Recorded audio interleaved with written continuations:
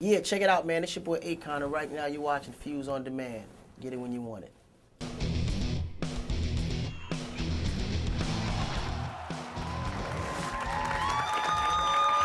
Welcome back to the Kings of Rock, Rock Hall Inductees 09, where we're getting a lowdown on all the Hall's newcomers before this year.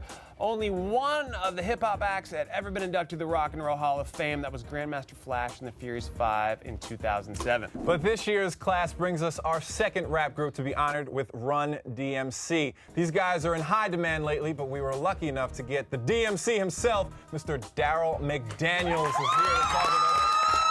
Amazing. What's happening? Nice to meet you. Thank you so much, man. Thank you for having me. Congratulations on being inducted into the Rock and Roll Hall of Fame. It's such a huge honor. What does it mean to you to be just the second hip-hop act to be It's inducted? like so huge that I forget. And people was like, how could you forget? But I'm like, it's so huge because I tell people we were just rapping over those beats. Right. Like we didn't make rock records to get white people to like hip hop. Before rap records was ever made, we used to have to search for beats to rock over. And James Brown, he was huge because he always had a funky drummer break. We rapped over a lot of disco records because they always had a bass line for a rapper to run his mouth to. But people don't realize before rap records was made, we rapped over a lot of rock records. And Walk This Way, for instance, we didn't know it was Aerosmith. We didn't know it was Walk This Way. We just knew Get Toys in the Attic out so we could freestyle over it. So it's really, really huge because we were just, I mean, it's hard for me to sit here and say we were just rapping because to us, hip hop was already big, even though it wasn't on records. But we was rapping over beats from Aerosmith and Queen and the Rolling Stones and Billy Squier's Big Beat. Now to be inducted into the Hall of Fame with them, I think the word is inconceivable. We can't even comprehend it. Yeah, Did you have any idea when you said you're just rapping over Walk This Way, any clue how big that was going to be? No, actually, me and Run didn't like Walk This Way. Because no, for real, because people also think that Walk This Way was the first rap rock record. Rockbox was the first with and that was the first rap video on MTV. And then we did the King of Rock, which was actually prophetic because it was us walking up to the Rock and Roll Hall of Fame and the security going, hey guys, you guys can't come in here. This is a rock and roll museum. I was like, what are you talking about? I'm the King of Rock. But when we did Walk This Way, Rick Rubin, it was actually Rick Rubin's idea because me and Che was in the studio sampling it. And we're just going to steal the beat. That's what rappers do. Steal the beat and talk about how good we are. I'm DMC to K.I.N.G. Been rocking on the mic since '83. No MCs could ever rhyme like me. And Rick Rubin walks in the studio.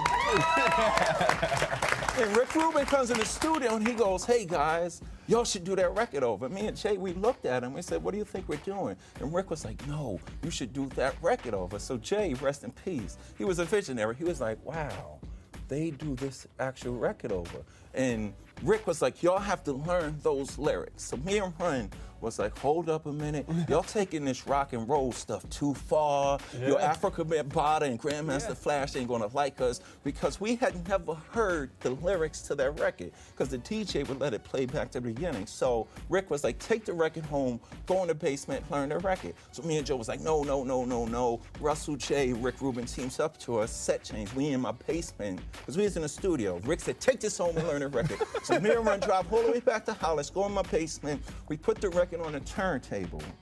We didn't have iPods back then. We put the record on a turntable and we let the record play.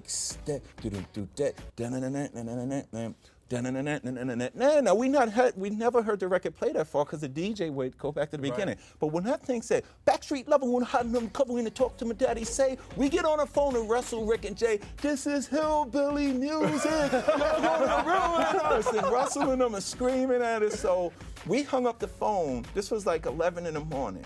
So at 6 o'clock, till 6 o'clock that evening, me and Joe sitting there watching the phone ring. You pick it up, you pick it up, you pick it up, you pick it up. Run telling me to pick it up. So finally I pick up the phone and it's Jay. And you hear Russell in the background screaming, Joey, because that's Joseph Simmons is real. Joey, you MF for this, MF for that, I'm a bust ya, this and that. And Jay goes, Russell, if you keep screaming at the kids, they'll never come to the studio. So Jay goes, Joe, hey guys. And we go, Jay, this is hillbilly music and you're gonna ruin us. And Jay says, listen to this. And we hear the music and the guitar. And he goes, yo, Rick has Joe, Steven Tyler and Joe Perry here in the studio, and he's busting your ass. Jay was using psychology. And we was like, yo, Jay, that may be true, but yo, that's the hillbilly music. And Jay just said this, guys, don't look at that record like it's their record. Do those lyrics like their Run DMC record. So me and Run came back to the studio, did the trademark, back, so, you know, take one word each. We did the record. Russell, Rick, even Steven and Joe, yo, this is gonna be something. But me and Run, when we was leaving the studio, we turned to them because we didn't like the idea of doing song lyrics. We wanted to rhyme. I'm the King DMC, the baddest in my effort ever, you know.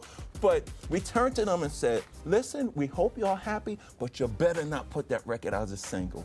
Set change, 4 months later, album's double platinum. Me and Joe's trying to figure out what's going on. So my advice to younger people of inner generation, have yourself, you know who you want to be, but also be open to ideas, because that was one of the biggest ideas ever. Can I applaud that? Oh my goodness.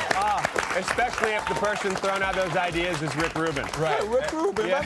Rick Rubin was cool because he always allowed us to be us. Like, we would say, we're going to do a record a certain way, but Rick would be there to say, no, don't think about commercial and trying to get on radio. D, say the rhyme you said last night. Right. He always wanted the real representation of what the culture and the art was about. And still let you guys be you.